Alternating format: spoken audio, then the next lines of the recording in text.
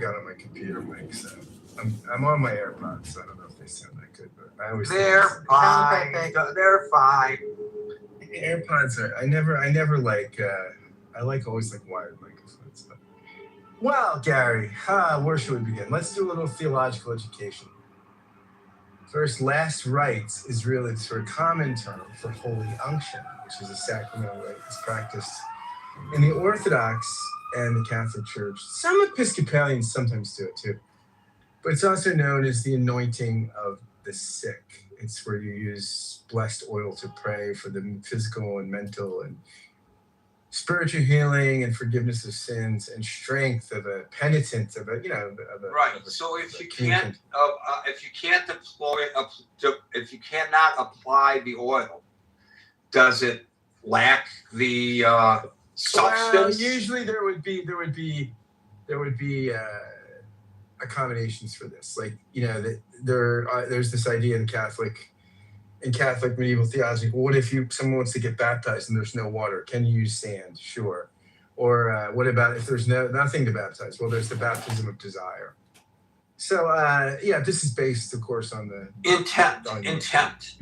James 5:14-16. So the anointing of the sick, which is very important. I've done it for people before, and it's a wonderful thing to do. Also, I would like to take us to a little medieval theology. Martin Luther's Simo Justus et Peccator, at the same time, sinner and saint. This was, of course, in contradiction to the Catholic view that you were always kind of a sinner or a saint, right? That you went in and out of this status depending on whether you were good or naughty, and the sacramental system kind of cleansed you, but then you could lose that cleansing. And for people like Luther, who had a pretty sensitive soul, he was always worried that he was losing his salvation, that God was angry with him, and he came up with an alternative that said God's determination about us is not based on the inside of us and how we feel, but on his verdict outside of us, because we are all mixed bags at the same time, sinner and saint.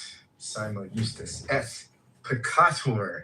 So that's a long theological way of expanding and expounding upon your point that we are all flawed, right? That all of us, who, if we were put in the court of public opinion with all our warts, would stand. My friend, an Episcopal priest in New York, said that we're all 2 days and 3 bad decisions away from being a tabloid, or 3 days and 3 bad decisions from being a tabloid headline, and usually he's on day 2. So we're all a mess, I think, and I think we should give Dr. Fauci some grace for that. It's funny. I listened to one podcast. They said men should keep journals, not diaries. So that was sort of a blow. For a woman said that, a blow from or for the manosphere, I suppose. But I think if any of us had kept honest diaries, is there such a thing as honest diaries? Because even when you're writing our diaries, if you're honest psychologically, you're probably imagining it. Right? So even then, we're performative, right? We're such complex human beings psychologically. Complex creatures. But yeah, I think that we should give Dr. Fauci some grace, like we should give everybody grace, because we're all complicated. And if any of us had some of our narcissistic tendencies exposed, it could be ugly, especially if the person exposing them had subpoena power and government authority and things like that. So that being said, Dr. Fauci told some fibs. He told some lies. I think that's clear, that he was not entirely truthful with the American people. Now, in his defense, people lie in offices like his, in situations like his. Why do they lie? He's not lying for great personal gain. He's not lying to protect himself from embarrassment. He was lying largely to avert panic, right? And because they didn't have all the facts. And so I think, does that excuse it? Maybe, maybe not. Or does it mitigate it? Certainly, possibly. But I mean, I think that I think we ought to have some sympathy for people who are trying to avert panic in a situation that is fast moving. And when we didn't know what the hell was going on, nobody knew what the hell was going on, right? Including him. So I have some grace there too. I mean, for trying to serve the public's interest by trying to say reassuring things, even as the great line from Top Gun said to Tom Cruise's character, Maverick, your ego is writing checks your body can't cash. So maybe he was writing checks that his ultimate reputation would not be able to cash down the road. But I mean, I do have some sympathy. I also think that despite Rand Paul's obsession, I like that Dr. Fauci called it an obsession, a byproduct of the obsession is we got some facts out, right? This is part of the nature of the adversarial system, right? We have an adversarial system that is populated by sinners. Reinhold Niebuhr said the only empirically verifiable Christian doctrine is original sin. You don't even need a God to prove original sin. Just look at, spend a day in New York City like you do, Gary, and you'll see some foibles of people, or just get married or something, right? And you'll see that we're all sinners. We all have our dark moments. And the fact that maybe Rand Paul was obsessive doesn't change the fact that the adversarial system was an outlet for his obsession and got us some truth about the nature of what really happened in the pandemic, and truth that's valuable so that we can have it to reflect on when the next pandemic hits, which inevitably will hit. I don't know when, but these things happen. Nature evolves. We're getting a more and more populated world, and we're doing more and more interesting things with therapies and genetic manipulation. We're going to have more pandemics, and so we benefit from this knowledge. I wish it could be more charitably? Yes, I wish our public discourse was more charitable. I wish our clubhouse discourse was often more charitable. But we're dealing with flawed people, and so, but that, I mean, in some sense, the flaws work to an advantage. Just like I think there'll be an advantage. There are flawed Democrats that, if they win the House, will use the mechanisms of the House to do hearings and oversight. And will that all be done from pure motives? Will some of it be done because of just ire for the president? Of course. Yet that ire won't invalidate any truth that gets dug up or any mitigating of some of the autocratic impulses and tendencies of the president. So, yeah, I think that on some level, despite the fact that I think things were a little rough on Dr. Fauci, I'm glad we have an adversarial system, because we need to, in a democracy, we need to debate these things in the light of day, and we need an informed electorate.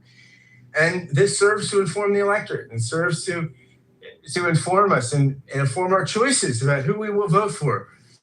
Now maybe we'll start asking people in debates, what would you do during the next pandemic? How much authority do you think the government should have to shut down things like schools?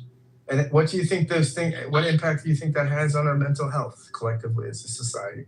These are questions worth asking. And I think that Dr. Fauci, and I'm somebody, look, I'm a pro-vaxxer. I'm not anti. I go to CVS and just say, what vaccines can I get? I love vaccines. I just went in the other day. I was walking by. I actually walked in. Well, it does maybe has something to do with my pharmacist. Is very cute. But I asked her, what can I get this week? And so I am totally a pro-vaxxer. But I think it's worth debating the stuff in the light of day. So what is Dr. Fauci? Is he a public hero or a public health hero or an evil scientist? What's the I think he's a human being.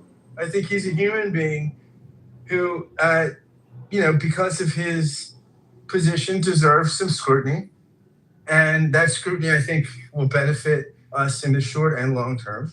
And he's also someone, that deserves some grace. He had a complicated job, and I think he was trying to execute that job in a way that wouldn't cause panic in a situation that was moving incredibly fast in real time. So I have some grace and sympathy for Dr. Fauci. At the same time, Gary, I'm grateful for an adversarial system that gets this stuff in the light of day. That's longer than I usually speak. So I say, good day, my friend. Oh, boy.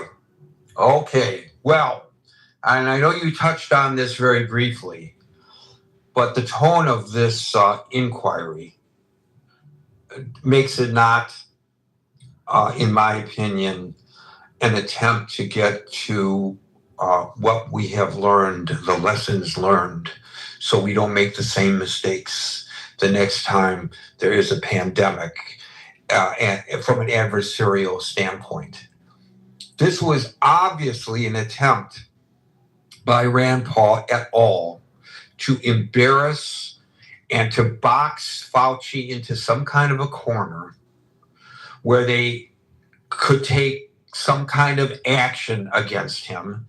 And that is why he invoked his Fifth Amendment rights. And that in itself prompted them to take some kind of action against him.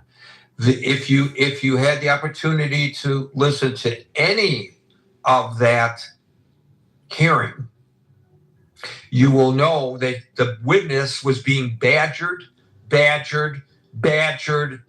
and badgered. And profanities were hurled at him by United States senators.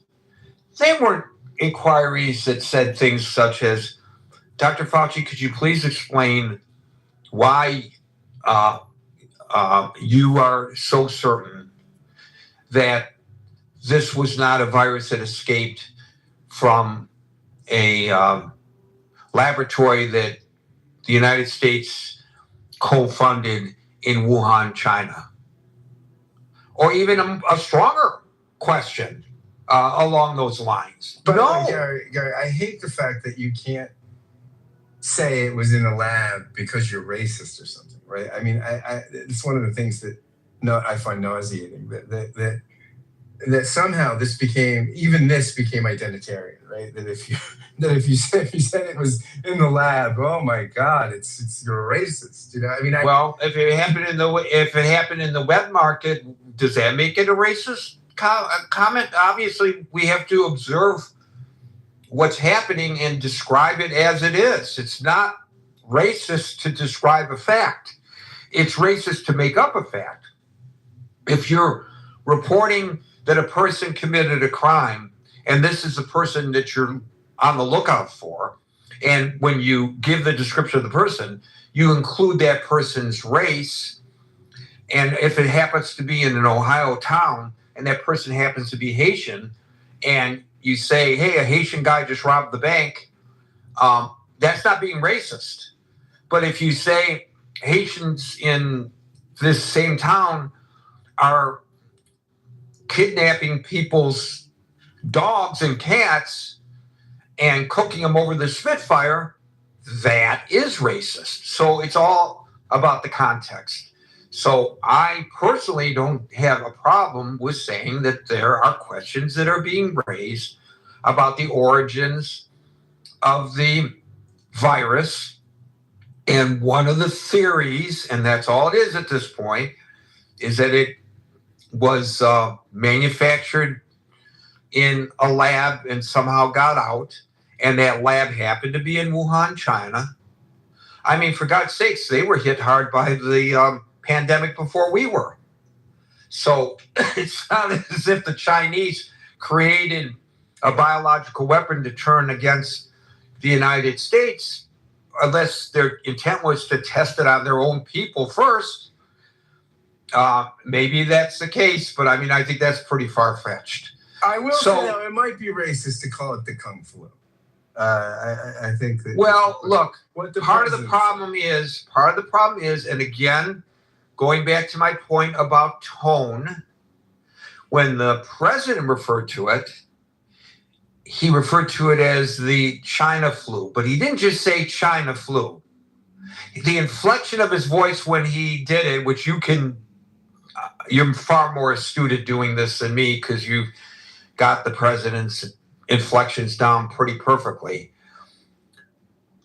I believe resulted in Asian folks, even people who are not Chinese, getting attacked on the streets of the United States, and particularly Chinese people in areas of high concentration of Chinese, like Manhattan and Queens, Chinatown, where it occurred. Because of the way it was being presented. It wasn't that we have to look into whether this flu, and we believe that it did, began. That's not how the president presented it. So he put people at risk through his dog whistling once again. when it came to how he approached it. That could be viewed as racist, in my opinion, anyway. Simply stating that it may have originated in this lab, and questioning whether it originated in this lab is not racist. It's all context and the manner in which you do so. What happened at that hearing was not an honest attempt by the Republicans to, by the way, Fauci served under both Democratic and Republican administrations, including under President Trump. So I don't know, again, how this becomes partisan, but it was adversarial, and fine. But there's a way to do it if you are a seeker of knowledge and truth. It's another way to do it if you're trying to embarrass the guy and make him out to be a public enemy so people can go around saying, see how Fauci is? He's an evil scientist. He's a criminal. Two different things.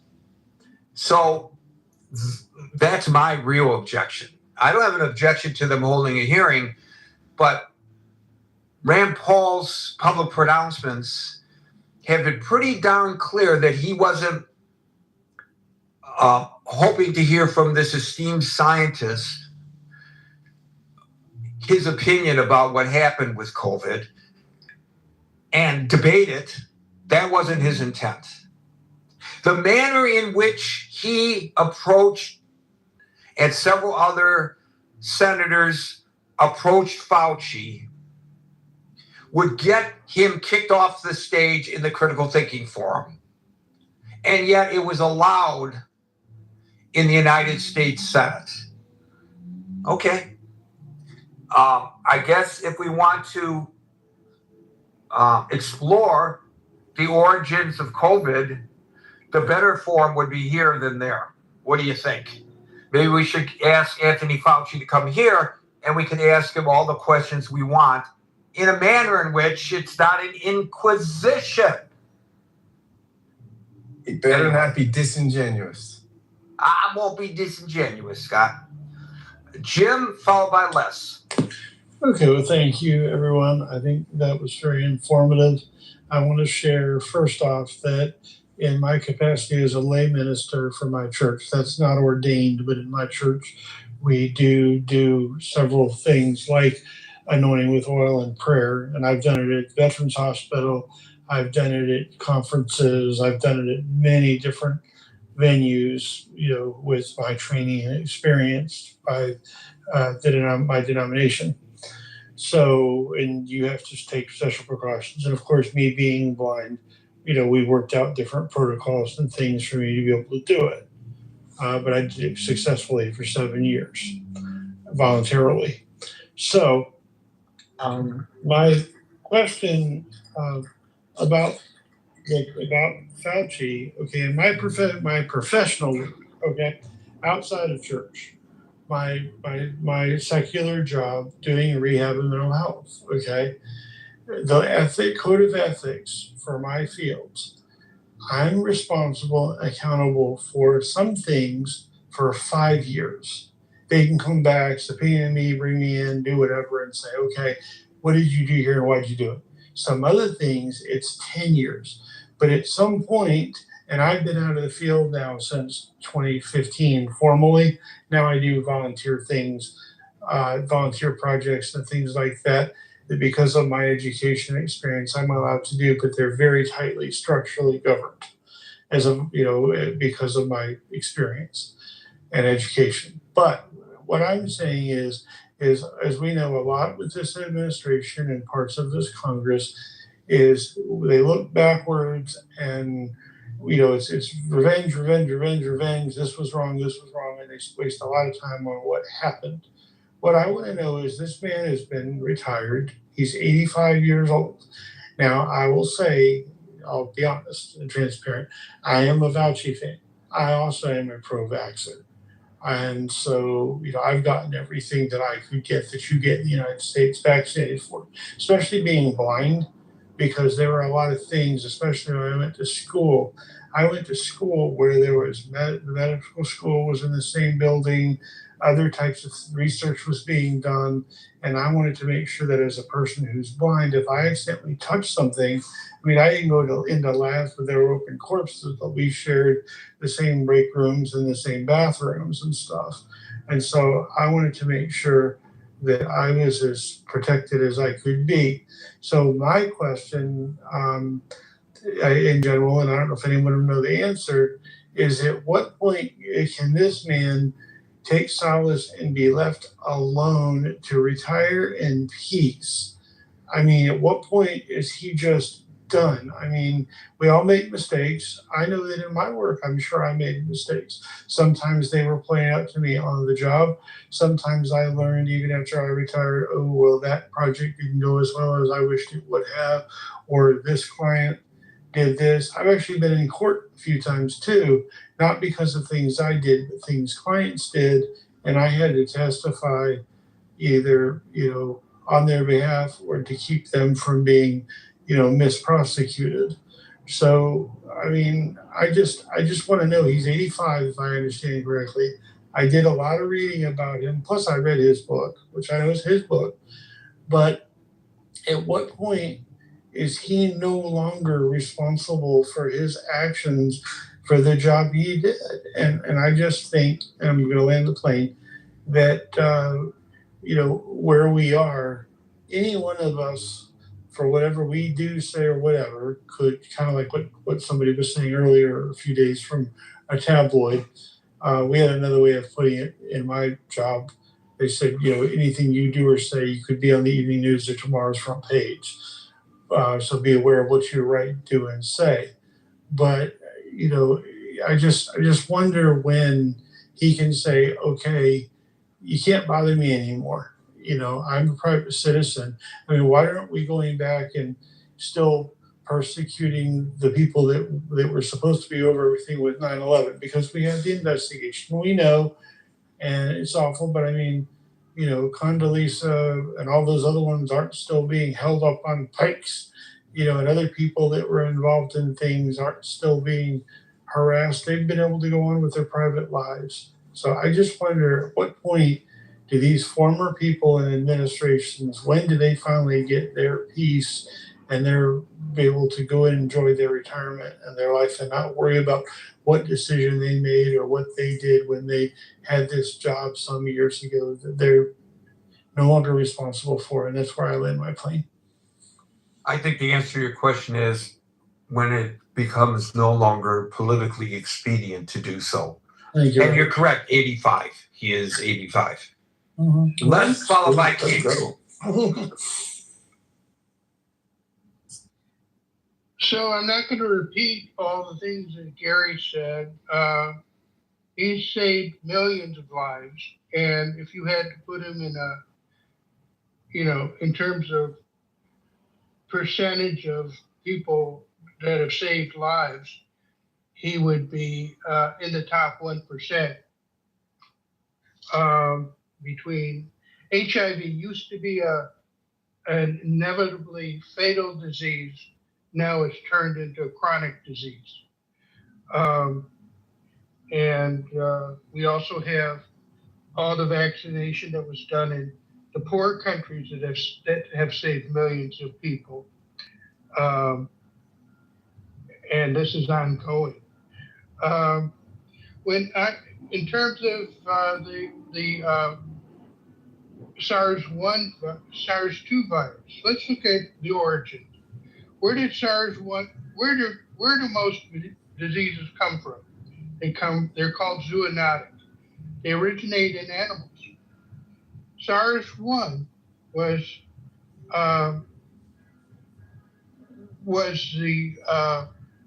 we saw every 10 years we're seeing another one of these coronaviruses that are emerging. First we had SARS-1, and SARS-1 has been found, it took a long time, but we found that it originated in these birds, from wild animal sources. And they were brought in by the truckloads into live wild animals with no, were brought into these wet markets in cities that had 10 million people or more all over, and it emerged as a disease. MERS, 10 years later, we have that also a spillover from wild animals. And then we look at SARS-2 and we see that that is the case. We have, we've actually taken, this is in Science magazine, we've taken, traced the cases of SARS early on, SARS-2, and we located where they are, and we've actually genotyped each one of these strains. And we can see that it originated from around the wet markets, and we have also have traces of that in the actual stalls where these live wild animals were kept. Now, there was a law against that, but it's a $70 billion industry. And people are going to break the law because $70 billion is a lot of money.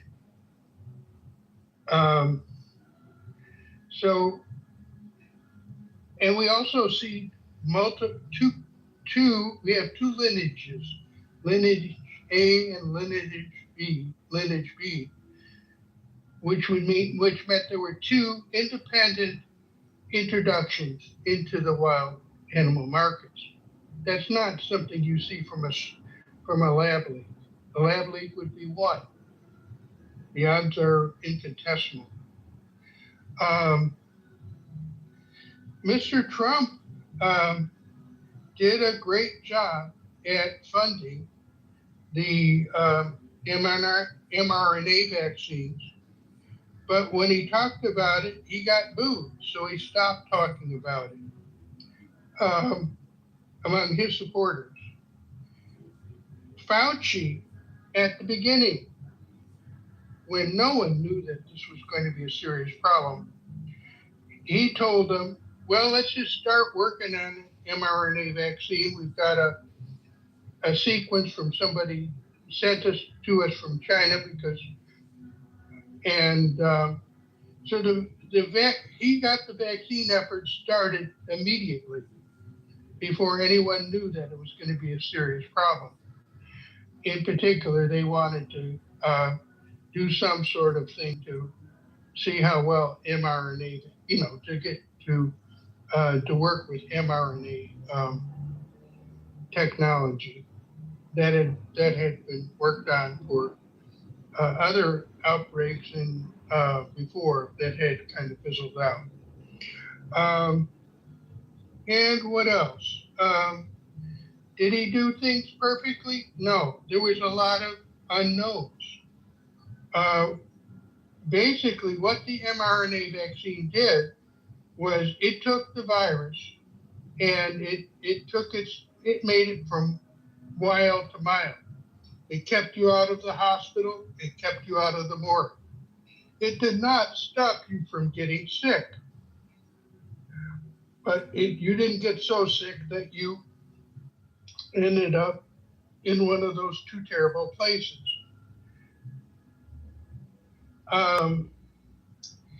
And again, I think Trump was trying to deflect responsibility by blaming it on China. Now, were the wild animal markets responsible? In some sense, could you blame that on China? Yeah, I guess you could. But I think Mr. Trump is doing what he always does, which is if he's got a problem, don't blame me, blame somebody else. And what else? In terms of mistakes that Mr. Fauci made, as people have said, SARS-2 was a novel virus. We knew that SARS-1 had a high percentage of mortality. And if we had something with SARS-1 mortality, but worked more like the common cold and spreading, we would have, basically civilization could be destroyed because the hospital system wouldn't be able to keep up, etc.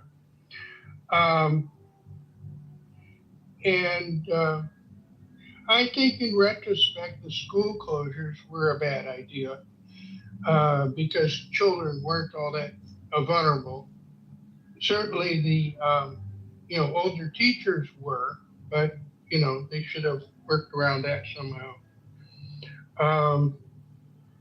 And I could talk all day, but there are a lot of people that want to talk and have things to say. I'd love to hear from them. Thank you. So, the Wuhan market, the suspect Wuhan market, is both a wet market and a live animal market. Wet markets are common throughout the world. They're not novel at all. Every nation has wet markets. Actually, every nation on earth permit the more risky live animal markets for standardized domestic livestock. I'm reading this from the World Health Organization, which, of course, some people, based on the president's condemnation of the WHO, would say is not a credible source. But according to the World Health Organization, there's no official ban on the baseline concept of a live animal market anywhere in the world because it simply describes selling live fish, poultry, or cattle to consumers. The WHO does say that the legal landscape changes drastically depending on how the market is defined, whether it trades in domestic livestock versus live wild mammals. That's getting into the weeds a little bit.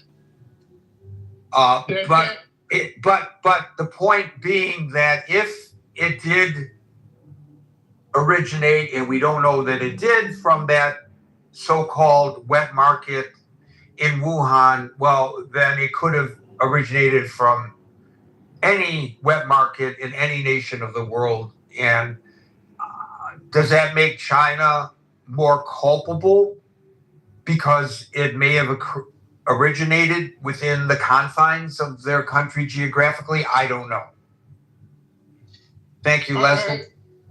Can I just say something? The wild animals, it is very important that the wild animals we're talking about were precisely the kind of wild animals that brought SARS-1. And indeed, China did outlaw them.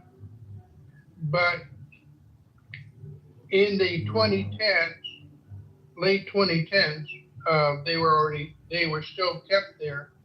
And there were traces found of, in the stalls where they were kept. And the stumper is that you take these things from the wild and you take a virus that would normally just die of loneliness because it is not in a city of 10 million people.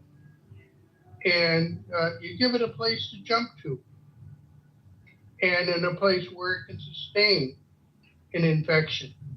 That's not to blame the Chinese necessarily, but that's just to explain what happened. It's like other things that are cultural. You can outlaw or regulate. It doesn't mean that people are going to change their habits. And there may be some enforcement, but it still doesn't eradicate it completely. Cockfighting is an example.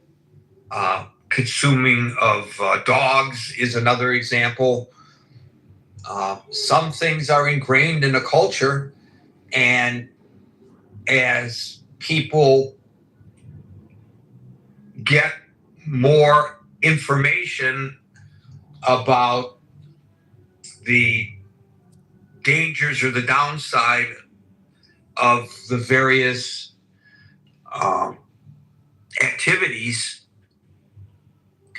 there are regulations put into place.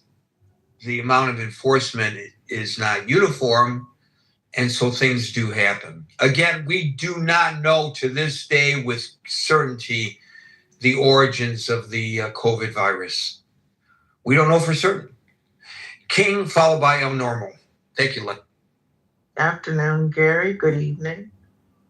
I just wanted to enter in the conversation again. I have this thing about memory. Part of the reason that the children were kept home from school and there were school closures were not just because of older teachers, but because of the risk presented to multi-generational households.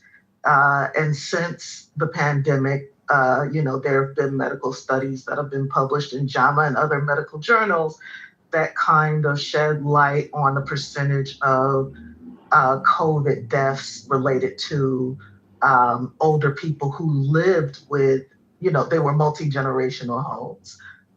So right, I just right. And to that point, I don't know in the aggregate if those communities which regulated in-person schooling, because this was not regulated by Fauci or the federal government, Correct. It was regulated by the individual communities. Correct. There were positives and there were negatives. One of the positives is what you just suggested. It mitigated the spread of the virus to elderly people living within the households of the children. But it also retarded the academic prowess of a generation of children. That's also been documented. I don't know in the aggregate whether one would say that those decisions made on the local level were positive or negative, because there are both positive and negative aspects of it. And that's well worth debating. And it's probably worth greater analysis than that I'm aware of, at least thus far. But that wasn't mandated by Anthony Fauci.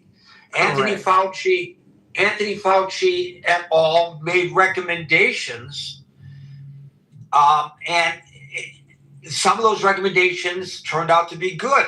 Some of them turned out to be that they were wrong. I'll give you one that was wrong, benign, but wrong.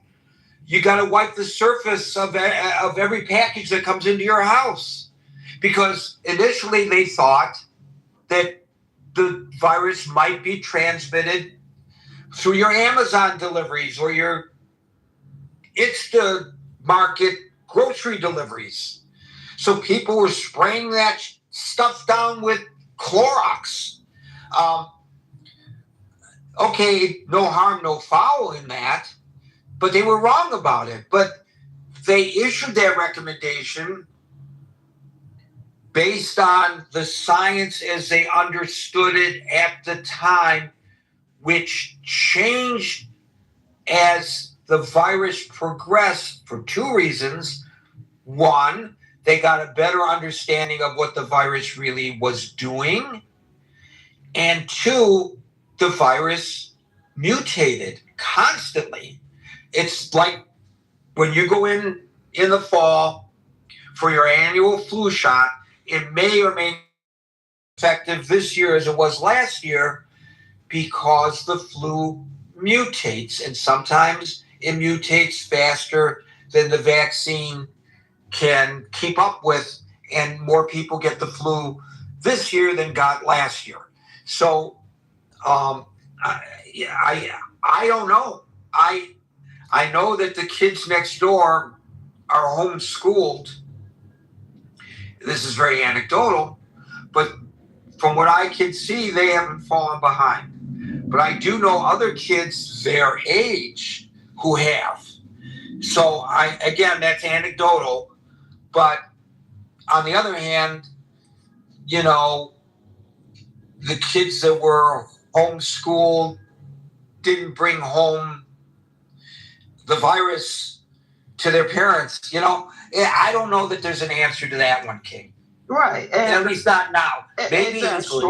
maybe in the future there'll be scientific discussions that are absent the current political climate's influences, which will give society a better understanding for the future. That's the only thing we can hope for. Correct. But also, that outside of the political context, a lot of these outcomes are part and parcel of experiencing mass catastrophes, right? Like they're going to be there's going to be enormous damage to populations in a catastrophic situation, and that happens globally. With the spread of the virus. But as it relates to Scott's comment about emergency preparedness as it relates to pandemics, I just again want to remind people that those processes and that preparedness have been performed in the previous administration. As Les mentioned, we're talking about SARS-CoV-2, but we were already aware of SARS-CoV and MERS, and they were doing drills, pandemic drills, during the Obama administration, and it had been discussed early on that Trump threw out the pandemic playbook that Obama left for him. I think it's rich that none of these outraged senators are having Trump on the stand for what that could have caused, what harm that in itself caused the population when we ended up facing this thing, because it had been predicted. I'm looking at a article from the Washington Post entitled "This Mock Pandemic Killed 150,000 People." Next time. Now this was in 2018, right? It is not 2019. Like this is the result of all of those drills that were covered, very extensively in the media. I saw hospitals in major cities doing these drills, and it was talked about. But I'm not a fan necessarily. Like I don't see these people necessarily as evil or a hero. I can, there's overlap in professional settings where you're bound to these processes as it relates to emergency response, disaster recovery, and post-mortem, right? So in the engineering world, say, Amazon has an outage, there's a different level of response depending on the scale of the outage. And I would imagine that the same thing applies in the area of public health. And the thing about emergency response is that you're busy responding. You're not doing your post-mortem or your root cause analysis during the response. That comes after the disaster recovery, right? Like we've gotten past the emergency itself. Now we're, now we're recovering, right? Vaccines have been disseminated, and there are less people dying, and people aren't, fine. People are getting sick, but they're not ending up in the morgue, right? It's only after all of that subsides that you do your post-mortem. So I think that it's, again, I understand the reason why Fauci is taking the fifth, because the only explanation that one can give in this situation is a professional response about processes right? That may involve like expertise specific language to describe the response and how things commence. But you're talking about a trial that whose only purpose is to give validation to people who don't respect expertise or scientific explanations. There really is nothing scientific that's even being discussed. There are a lot of charges, like a lot of accusations being levied against this man, but none of this is truly useful from a scientific method, a scientific perspective, or like is going to help anyone prepare for the next pandemic. And given the fact that the nature of viruses is that they mutate, there will be another one, right? And nothing that we're doing, all the money that's being spent on these hearings, none of this is going to help us prepare for the next one. So I'll land with that because I know I can be long-winded, but this is nonsense. It's very expensive nonsense, and it doesn't prepare us for the next occurrence. Unfortunately, it's kangaroo court. So to your point about learning from the chaos, out of the chaos comes understanding, it makes me think about blood transfusions. There is a common misconception that they emerged from war. That's not true. They were around before wars, the two world wars, but the war transformed them from what was, to that point, rare, dangerous medical curiosity into a safe mass scale practice because it forced the doctors to perfect and standardize the technology to save thousands of bleeding soldiers in the field. And so from the horrors of World War comes the common usage of blood transfusions that we see on a daily basis today that saves countless lives. So from the horrors of the COVID pandemic, hopefully we have learned some things that save some lives in the future. But I think we have to get over the political arguments. We got to get over that hump and onto a serious discussion. And that's what I'm looking forward to as well, King. Thank you. Very well said. El Normo, followed by Alan. Hi there. Look, we turn to Fauci for his scientific knowledge and expertise, and he made a lot of mistakes. Remember 2 weeks to flatten the curve, or 2 weeks to stop the spread? The criticism comes because the diary reveals, and it wasn't just true of him, it was true of the people who took his advice. He seemed to be drunk on power, frankly. And that intoxication seems to have warped his decisions and contributed to his mistakes. They did not want to, they meaning the people who made decisions like closing the parks and closing the beaches and arresting people who were outside with their family, socially distancing, watching a kids game, a football game or something, arresting them. There were a lot of excesses. Why is that a problem? It's a problem because it undermines and degrades our trust in our institutions. And we began to feel that these decisions were being made with a political agenda, not for the general good.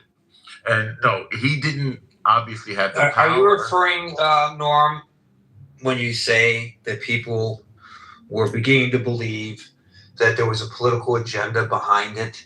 The argumentation that was made at the time that they have taken our freedoms away and that they will never be returned to us. We'll never be able to go to church again, was one of the arguments that was made. But No, it no, turns that's out black and that's white not. thinking. It turns That's out that those predictions were completely way off base. I guess completely and way is redundant, but you got my point. Yeah, no, I'm not making extreme criticisms like that. I'm saying that this contributed massively to the corrosion of trust in our medical institutions. You now have anti-vax wackos, right? That came out of this because we began to see that Fauci was making mistakes, sometimes deliberately, as he did with masking. I mean, he was just untruthful. Well, he was not alone in that assessment. The World Health Organization was also making similar assessments. There were differences in the number of feet, or in the case of the World Health Organization, meters of distance. But at that time, when those recommendations were made, this wasn't just Anthony Fauci just riding high on the power of being able to make recommendations to people and watch, to see how people are going to respond to his recommendations.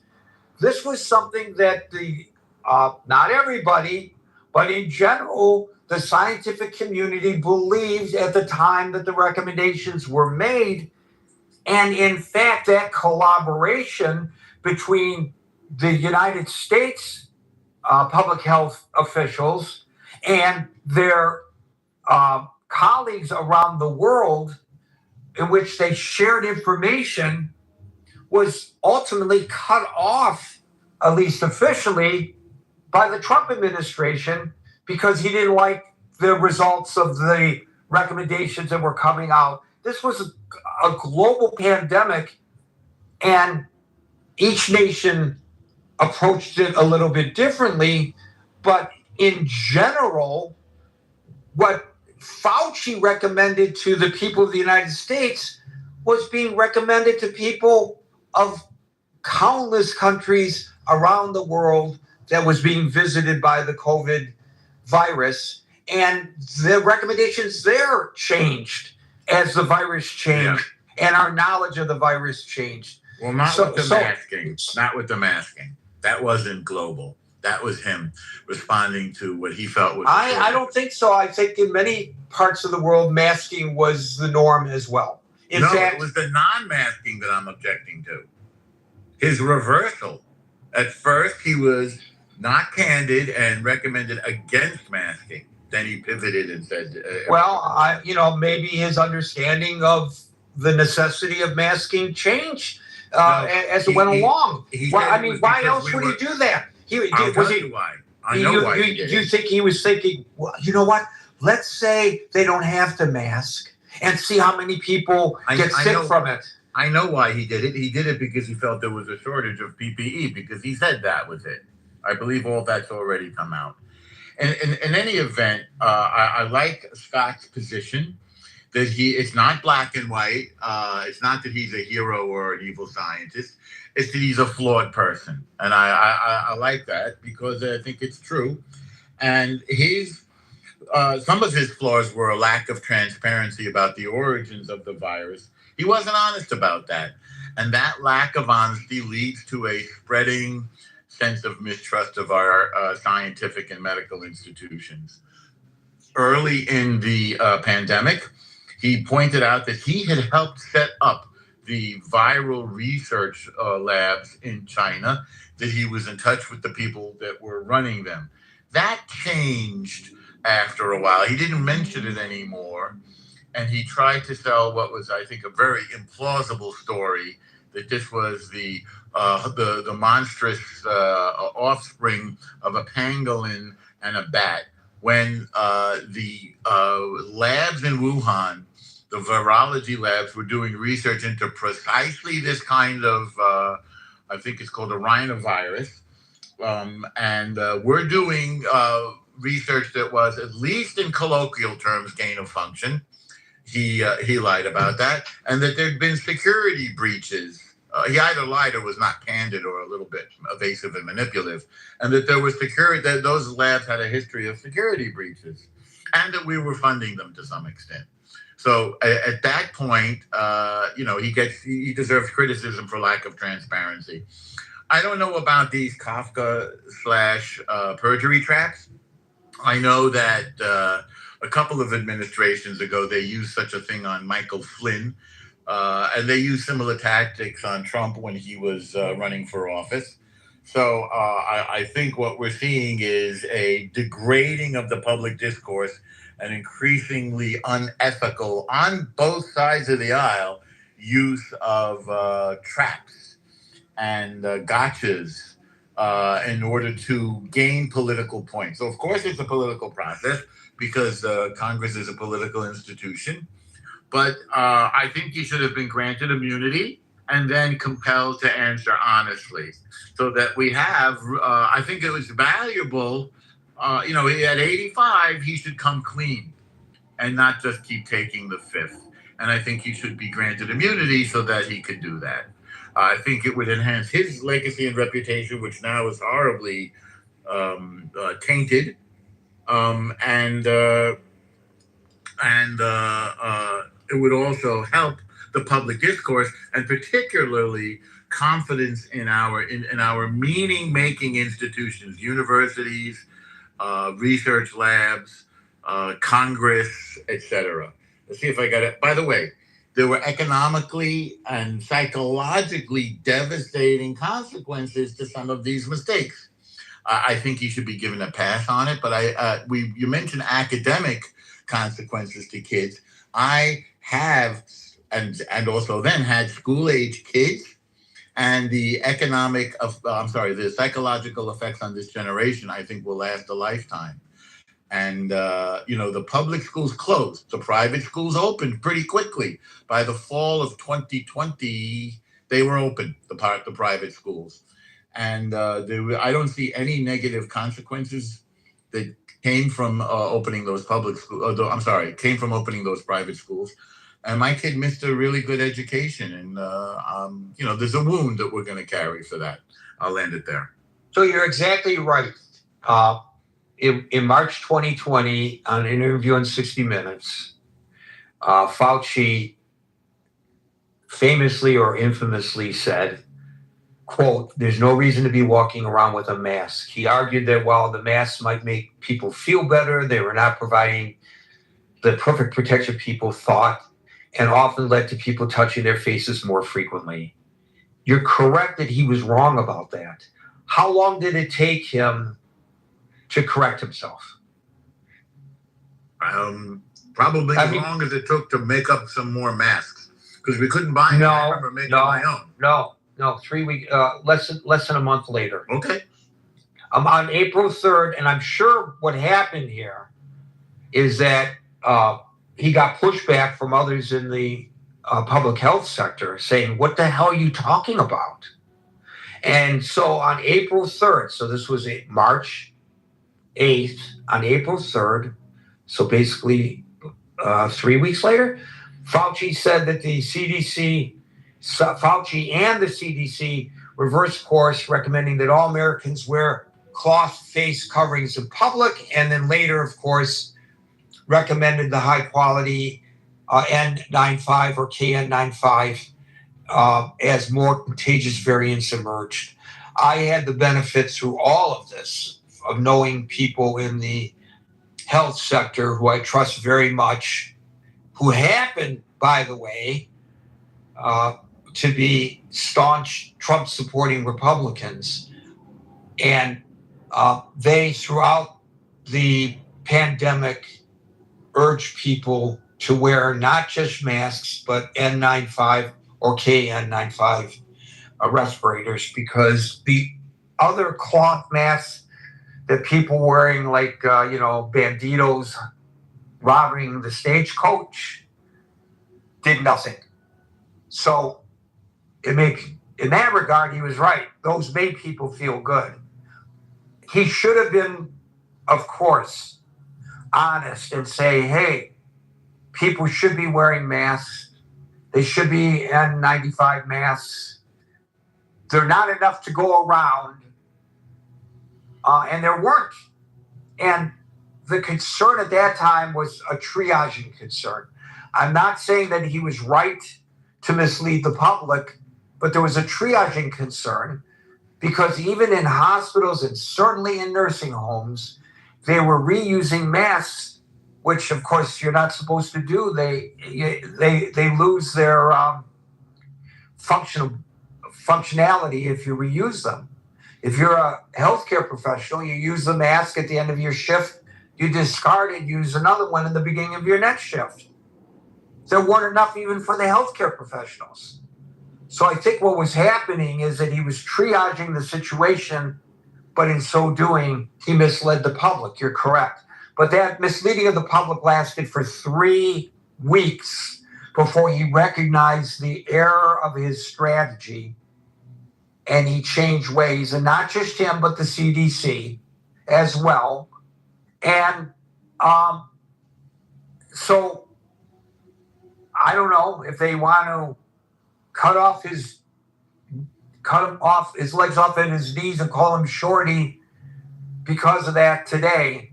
I guess you could do that. But I think that your approach to it and Scott's approach to it is a far more prudent way of looking at this error in judgment during an interview on 60 Minutes, which misled the public. And of course, in the long run, because he said one thing today and another thing tomorrow, he probably wasn't thinking that by doing so would erode confidence in the public health sector. And I think you're correct about that observation. Thank you, Norm. We'll go to Alan, followed by Daryl. Gary, I'm really pleased with where Norm landed his plane. I was losing my temper earlier. I think Anthony Fauci is a hero, but whether he's a hero or not is not the point. I think he had the perfect right to plead the fifth, and I think that Norm's suggestion that he be given immunity is a good suggestion. And I really want to commend people whenever they suggest something that is practical. I think we need to put this thing in context. I don't think any of this criticism of Fauci is fair. You have to remember that at the time, you had a president, the person with the largest megaphone in the world, suggesting that people take ivermectin. You had a president in the bully pulpit suggesting that people put bleach in their arms. And I think that that was pulpit abuse. Donald Trump is not like a guy in the bar or even somebody in the critical thinking forum where anybody can have an opinion. He has a specific pulpit and a specific role, and I think he abused it. And I think Fauci may have, Norm may be right that Fauci may have been a little bit wrong on some of the things he did, but I think Fauci was well-intentioned. I don't think Donald Trump is well-intentioned, and I don't think there's any doubt about that in the minds of people who look at this objectively. Now, I don't think if an endodontist wanted to do cataract surgery, it would be appropriate. Rand Paul is an ophthalmologist. He is not an infectious disease control or an allergist or an infectious disease expert. And yet, he is out there using his medical credential as justification. Rudy Giuliani was prosecuted or was removed of his license to practice law by the law community because of his abuse of the system. I think the same thing should happen to Rand Paul. He should lose his medical license. And I think if we don't begin to have some kind of credible pursuit by institutions of maintaining their particular disciplines, we're going to continue to be in trouble. So I want to land the plane there, but I would suggest that if I were an ophthalmologist and if I were in the medical profession, I would suggest that Rand Paul, because of his abuse of the pulpit, just like Donald Trump's abuse of the pulpit, he should lose his license. Thank you. Well, he was not using the pulpit to represent himself as an ophthalmologist. He's using his pulpit to represent himself as a politician. And even if he were not a medical doctor, he would use the pulpit to go after Fauci in the manner in which he went after it. And I think we have to be very careful not to question his ability to exercise his First Amendment rights without fear of retribution for doing so, especially as a public servant, doing what he believes is the proper thing to do to represent his constituency, even though I disagree with him. I mean, that's his right to do so. So I don't know whether, there was a president of a country in the Middle East who was an ophthalmologist as well and used chemical weapons and on his own people. That has nothing to do with his profession as an ophthalmologist. That had to do with his profession as a despotic dictator. I don't know if we should really be conflating the two, Alan. Can I push back on you just a tad? Of course. I think that you make a good point. He does have First Amendment rights, just as Fauci has Fifth Amendment rights. But the problem in our society currently is that people will use their credentials in ways that don't represent their profession. And since the Congress has failed, and I think it has failed, and since the presidency has definitely failed, the professional organizations, whether they're law or medicine, are in a better position to represent their discipline than the average consumer. And my only point is there's a big difference between me giving my opinion in the critical thinking forum or sitting on a bar stool than there is for a president or for someone with a given credential. So we get very upset when ministers sexually abuse children. We should. I think this is a similar abuse of Ron Paul's discipline, and you and I can disagree about it.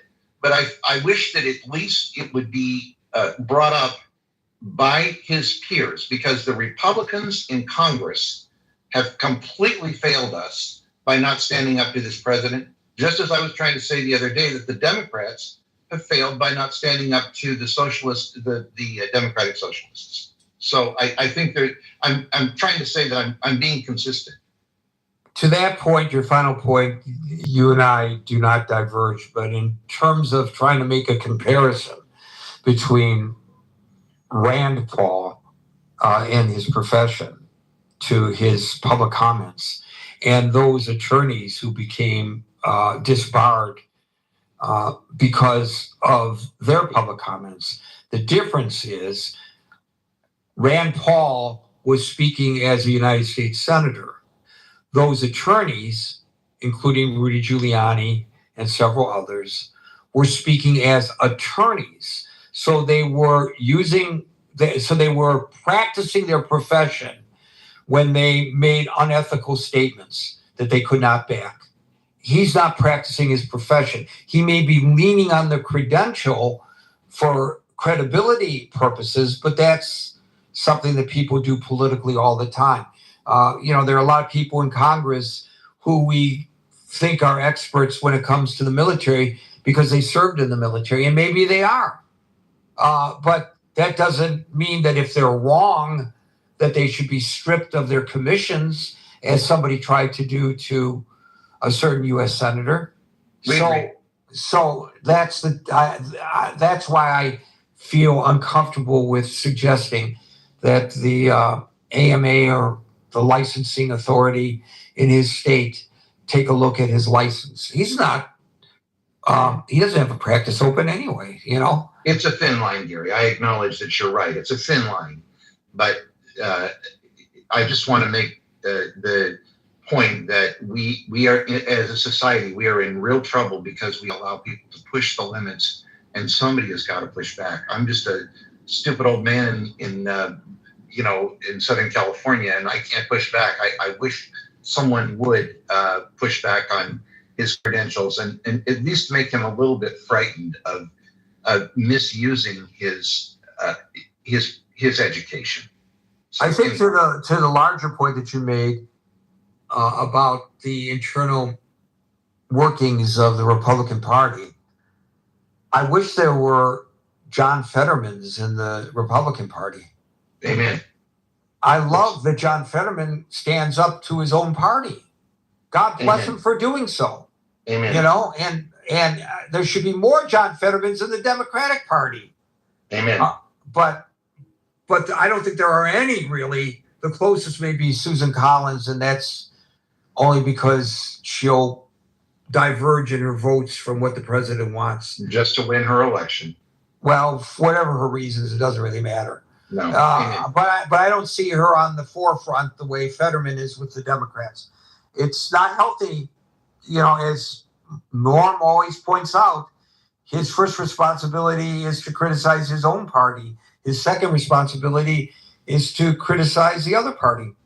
Just as you, as a reformed Republican, are quick to criticize your party, and Marshall, as an active member of the Republican Party, feels comfortable criticizing his party. I think that's healthy. And as Scott, as a Democrat, feels comfortable criticizing his party. That's healthy. You know what's unhealthy? What's unhealthy is Chuck Schumer claiming to be the guardian of the Jewish people, supporting al-Sayed and saying, it's not about me, it's about winning the election. That's something I can't abide. Agreed. Thank you, Alan. We'll go to Daryl, followed by David. Hey, Gary.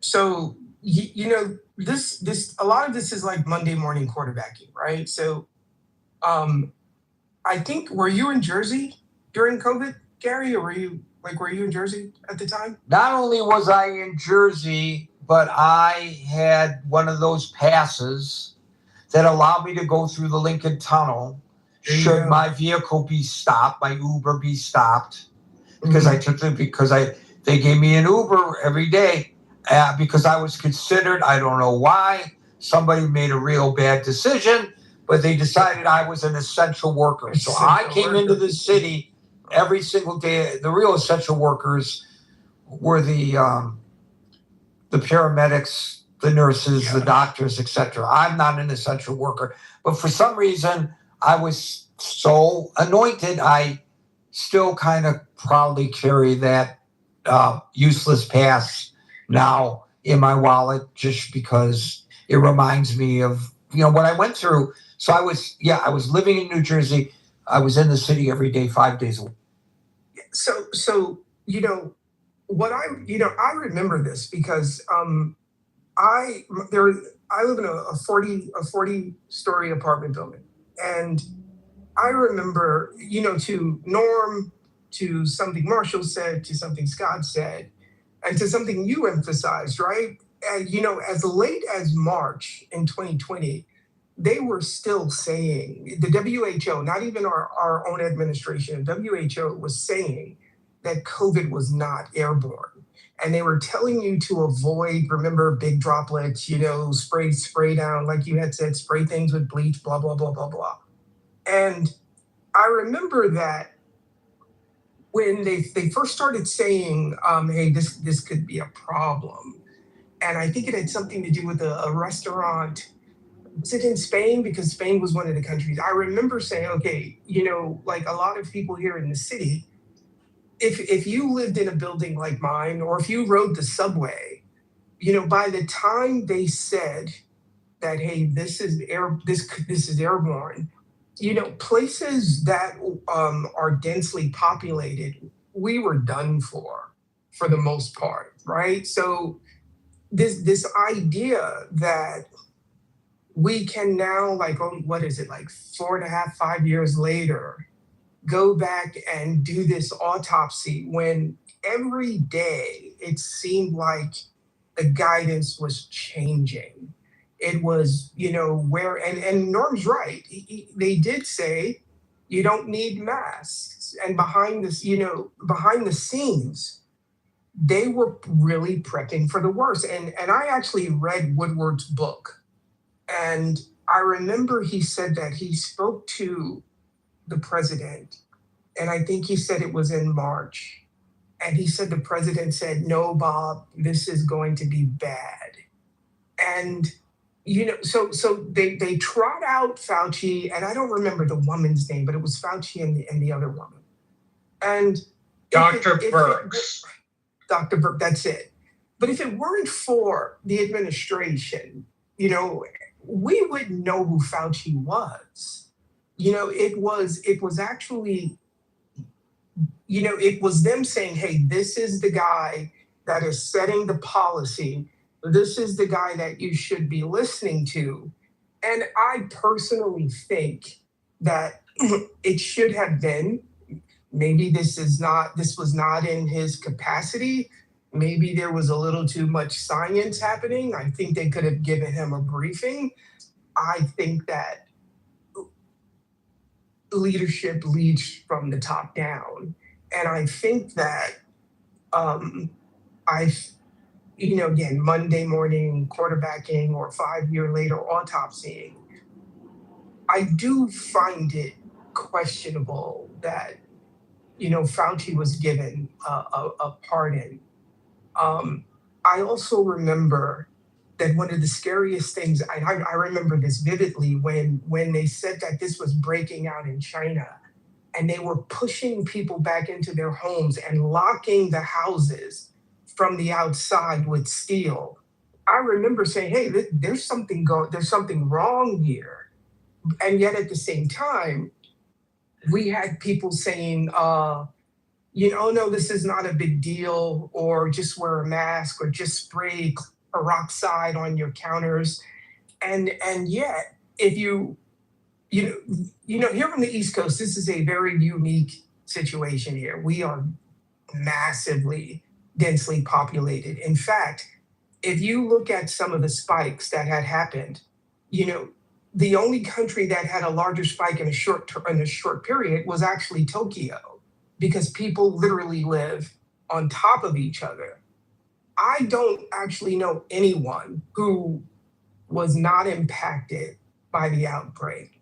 I had friends lose their grandparents. I had friends lose their parents.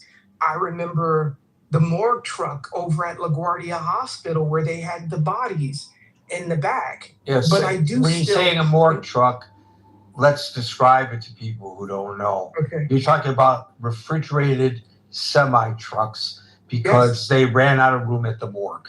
Yes, and candidly, my cousin Michael was in one of those trucks over at LaGuardia.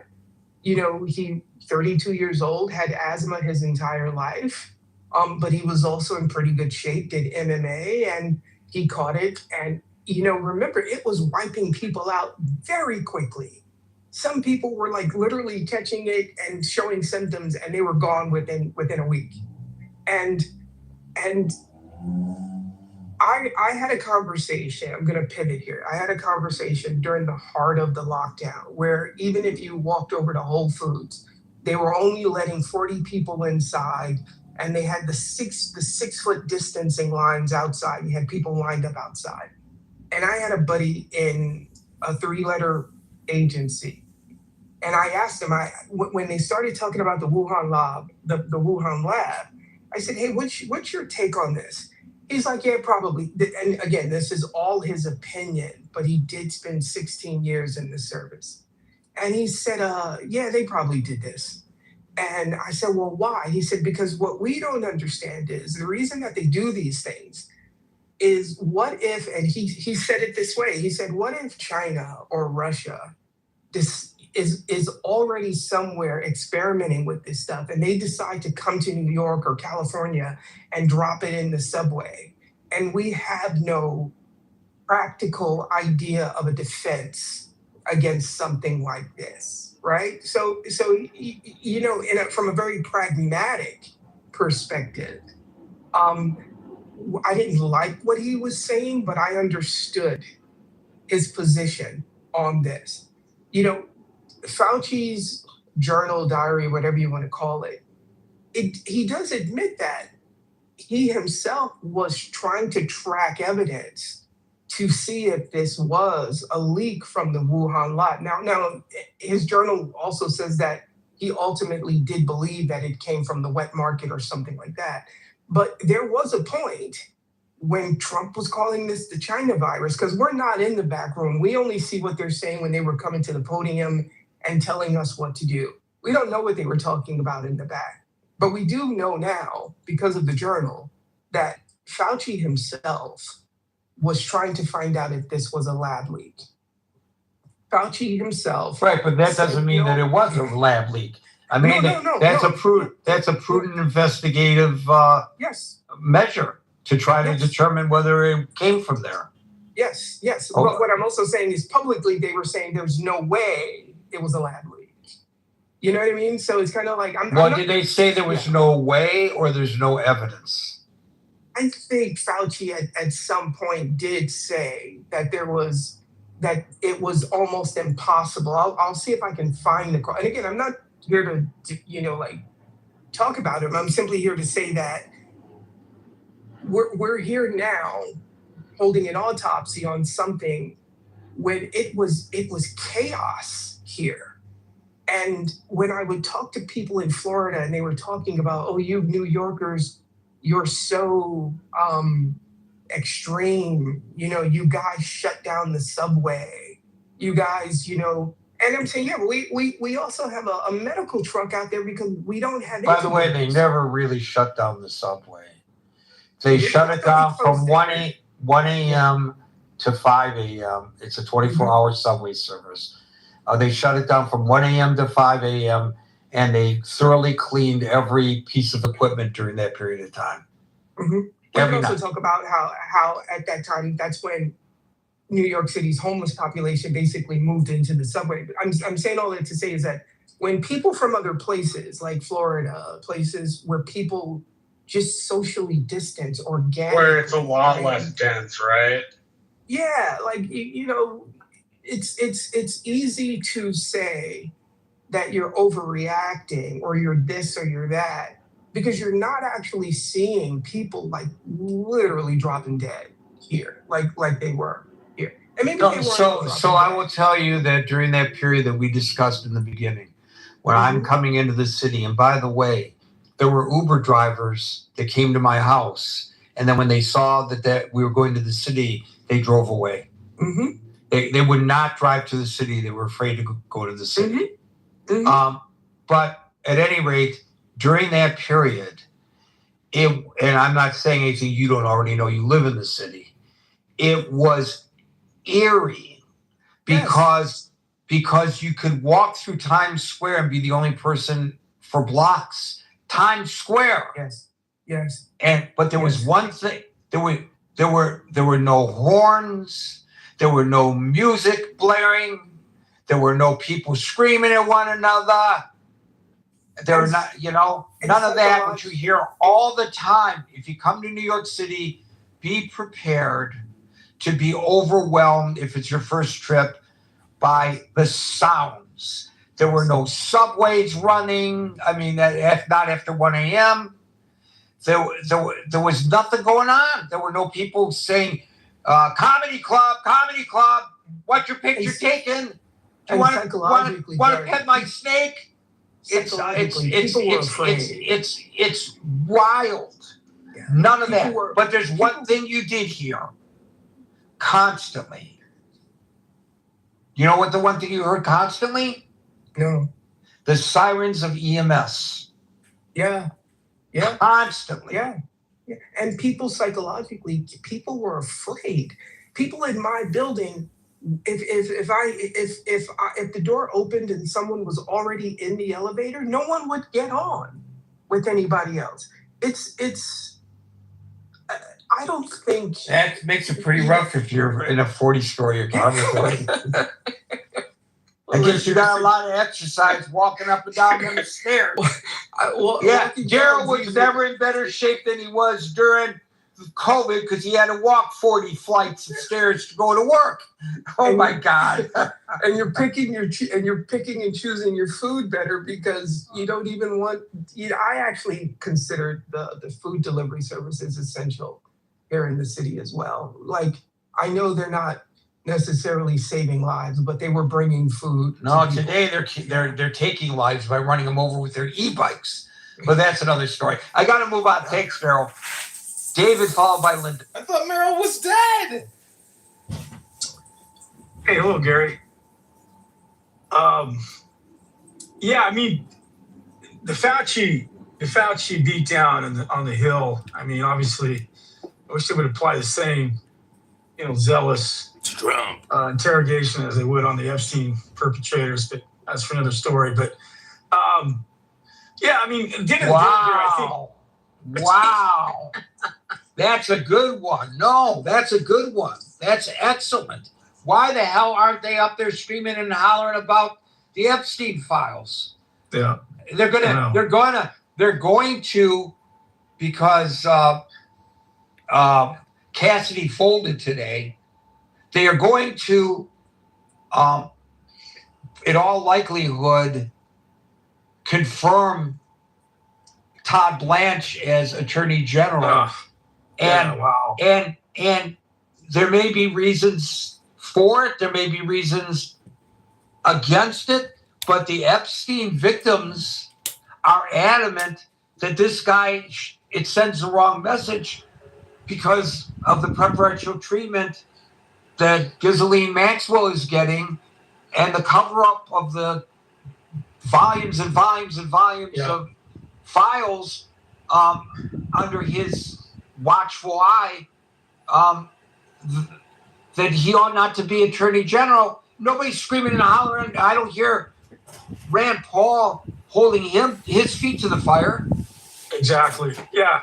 That's really a good point that you bring up. But go ahead. I don't mean to allow you to allow me to digress. Yeah. No. But is this another look over here? Ball hiding. Distraction. Political football. Enemy number one. But yeah, I think ultimately though, if we were to really do a deep dive on this, this wholly lies with the Chinese Communist Party with regard to how they suppressed evidence right out of the gate, how they shut down their whistleblowers and their doctors, even though some of these guys disappeared. Their wet markets, instead of allowing the WHO and its investigators to examine the evidence of those markets. They went in there and they cleaned house. They sanitized the markets. They shut everybody down, put everybody out of business, and that's massive evidence that wasn't allowed to see the light of day. And many have argued that as the Chinese people have risen economically, they've had more money. The middle class has risen to enjoy these wild exotic animals that are traded on these markets. I don't know if anybody's ever been to a night market in Asia or anywhere that you see the types of foods that are there and what they like to eat, and it's very plentiful. And then there's a shame factor as well with regard to China and hiding this information. The massive reparations that the world would call upon for them to pay if in fact they could pin this down at their feet with regard to the Wuhan leak would be massive. I mean, even over here in our country, Gary, we've had lawsuits leveled against the country. A $24 billion judgment was upheld by a judge. I believe a couple of states like Missouri and Mississippi also sued. And then, of course, we saw what happened to the Australian government when they tried to hold China to account.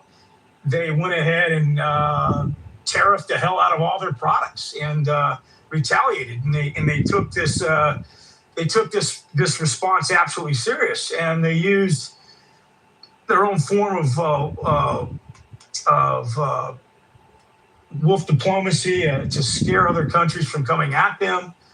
And so, Gary, I think ultimately the answers lie somewhere in the destroyed data by the government. They also erased and destroyed 22,000 viruses that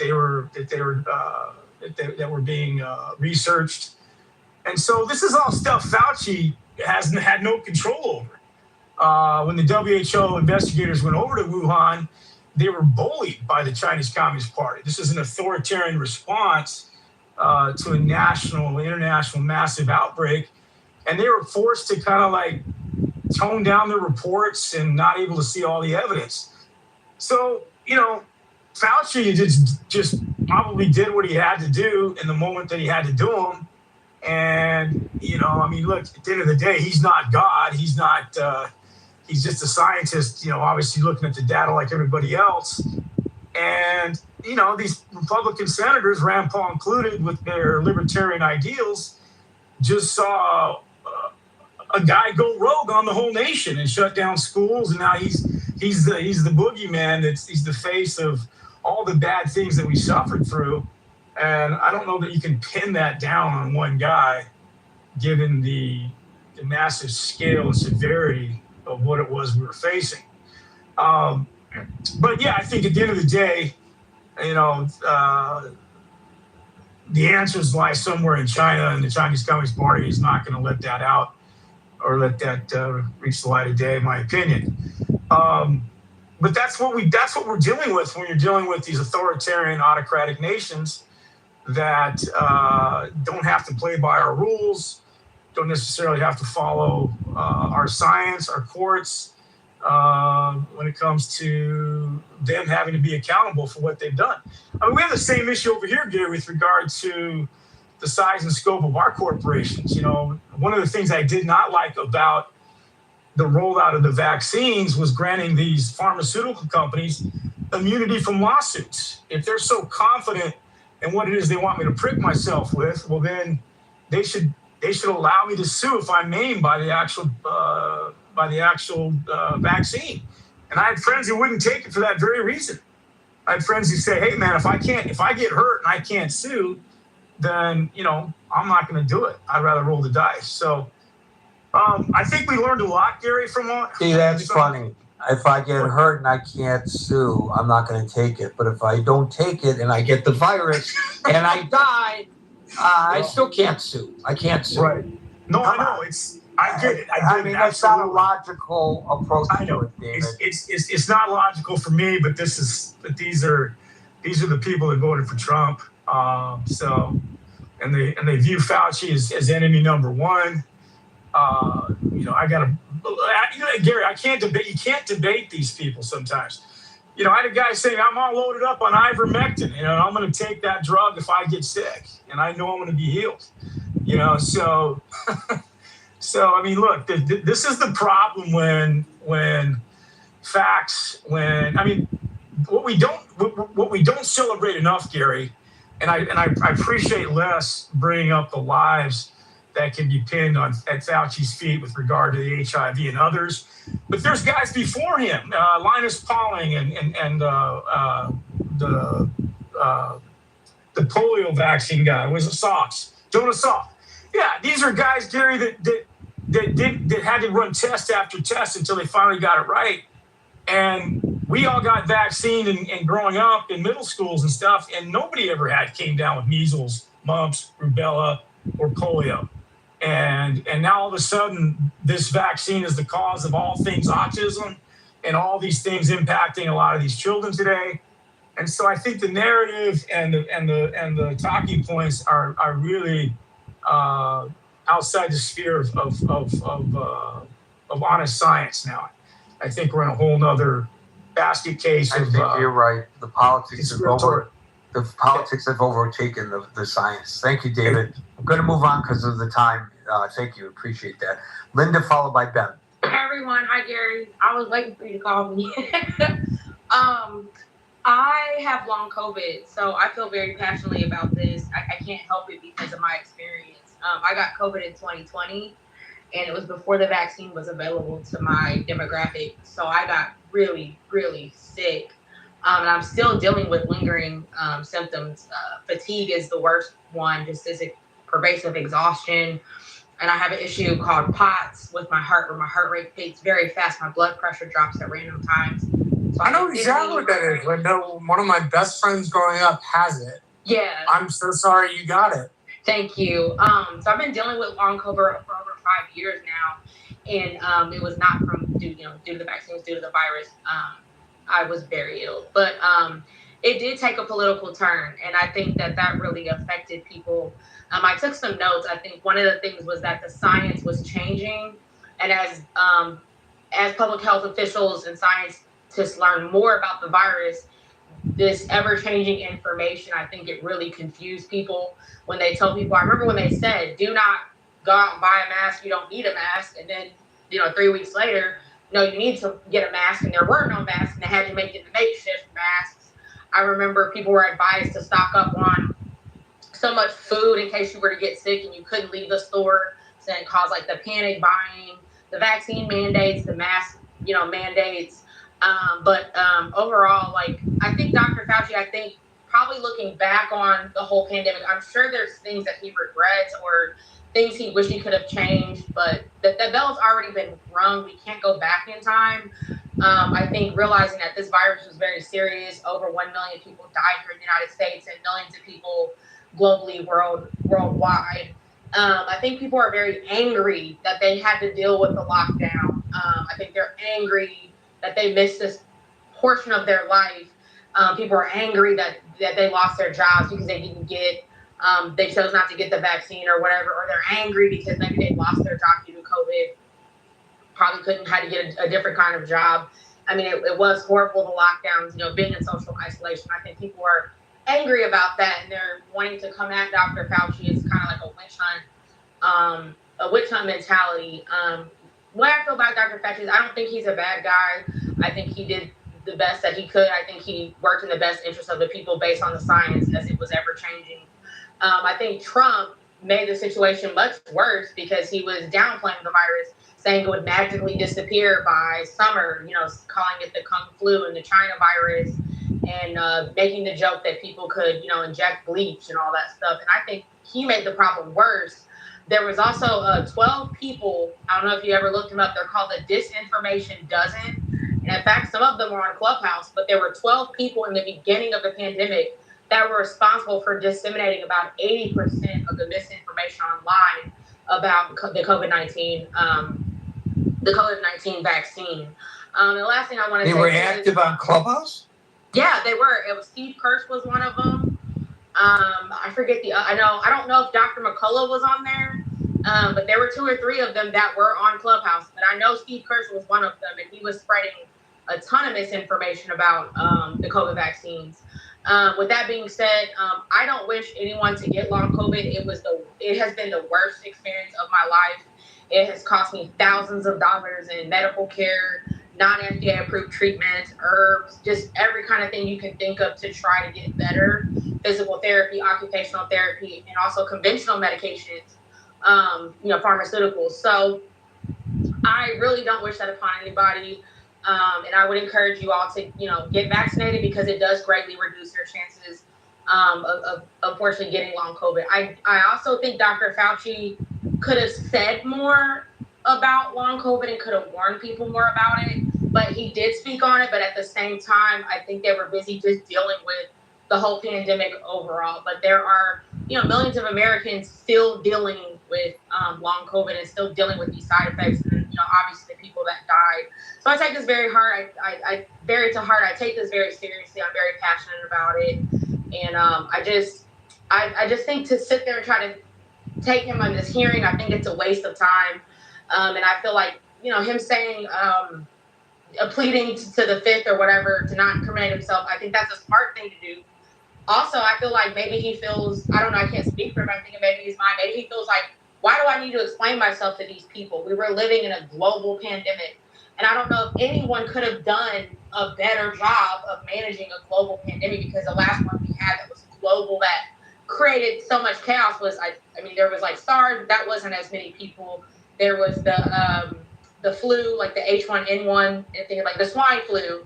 But that still didn't affect as many people. I think the major one before that would have been, there's like the polio scare, and then there was the Spanish, the Spanish influenza. I think that was the last major like global pandemic that caused chaos, and that was in 1918. Yeah, that was the last major one. So, what'd you say?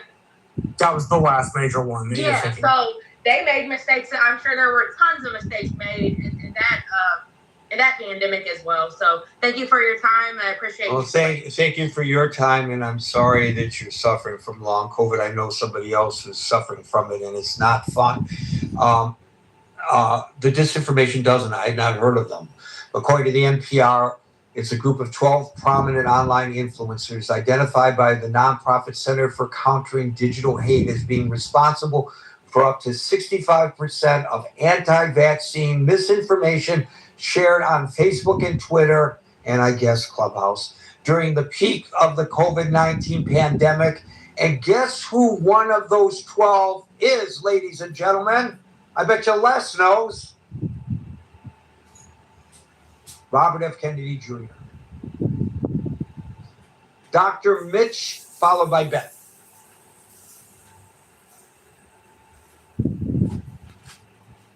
Dr. Mitch, Dr. Mitch, Dr. Mitch. Short on time. Ben, followed by Lel. Okay, so Gary, I guess were you not on Clubhouse in 2020 or 21? I'm sorry, I don't remember when you started getting on Clubhouse. Maybe you missed the golden age of Clubhouse, including some of those 12 people that are actually having large rooms spreading information that's incorrect. But anyway, just on that point, misinformation.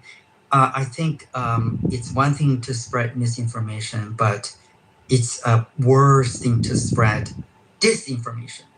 For example, some of those individuals that are asking people not to get vaccinated, they themselves got vaccinated. They were saying, oh, vaccine will make you worse, it's gonna kill you or blah, blah, blah. Yet they and their family members, kids and wives and husbands, they went to get the vaccine.